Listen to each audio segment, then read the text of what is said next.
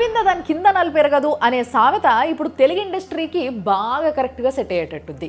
ఎందుకు అనంటే ఇప్పుడు ఐబొమ్మ రవిని పైరసీ చేసిండు అని చెప్పేసి అరెస్ట్ చేసిండ్రు. అరెస్ట్ చేసిన తర్వాత పోలీసు వాళ్ళ పైన విపరీతమైన నెగిటివిటీ పెరిగిపోయింది జనాలల్లో.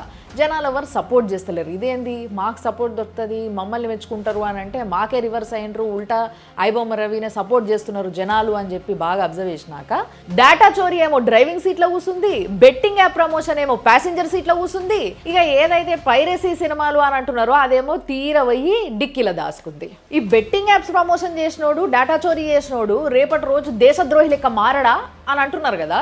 100% మారే అవకాశం ఉన్నది. అదే మాట అందరు అన్నారు కూడా మిగతా వాళ్ళ విషయంలో.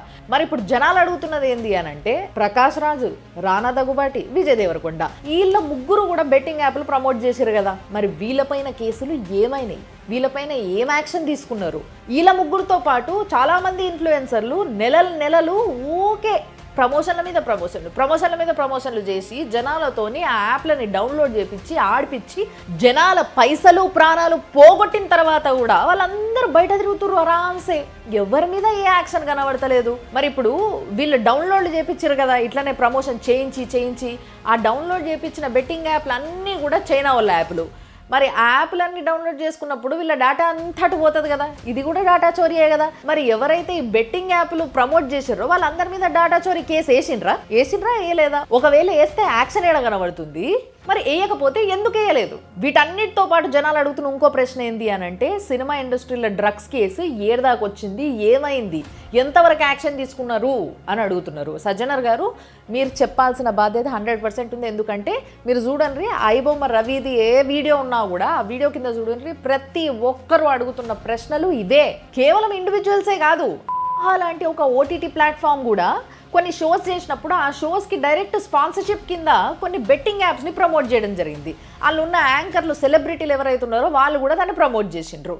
మరి వాళ్ళపైన ఏం యాక్షన్ తీసుకున్నారు? మన తెలుగు సినిమా ఇండస్ట్రీ ఎప్పటి నుంచో క్రైమ్ని గ్లామరైజ్ చేయడం మొదలుపెట్టింది. రావణాసురుడు క్యారెక్టర్ దగ్గర నుంచి మొదలు పెడితే గంధపు చెక్కల స్మగ్లర్ వరకు ఇట్లా చాలా మంది క్రిమినల్స్ని గ్లోరిఫై చేసింది. పెళ్ళైన ఆడ మనిషిని బలవంతంగా ఎత్తుకపోయిన రావణాసురుడు సినిమా ఇండస్ట్రీలో కొంతమందికి హీరో, ఆయన అంటే మహా ఇష్టం.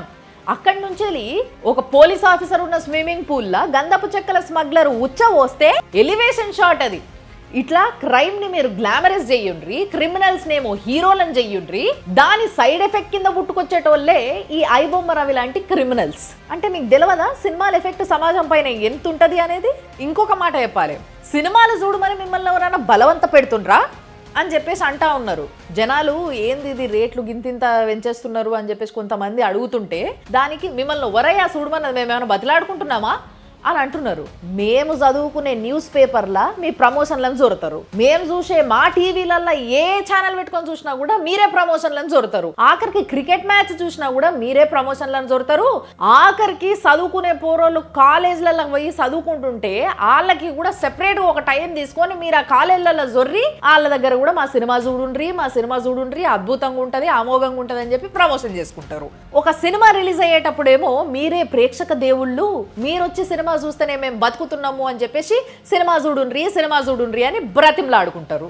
ఇలాంటి సిచ్యువేషన్స్ వచ్చినప్పుడేమో మిమ్మల్ని ఎవరు బలవంత పెడుతుర్రు థియేటర్లకు వచ్చి సినిమాలు చూడమని అని అంటారు.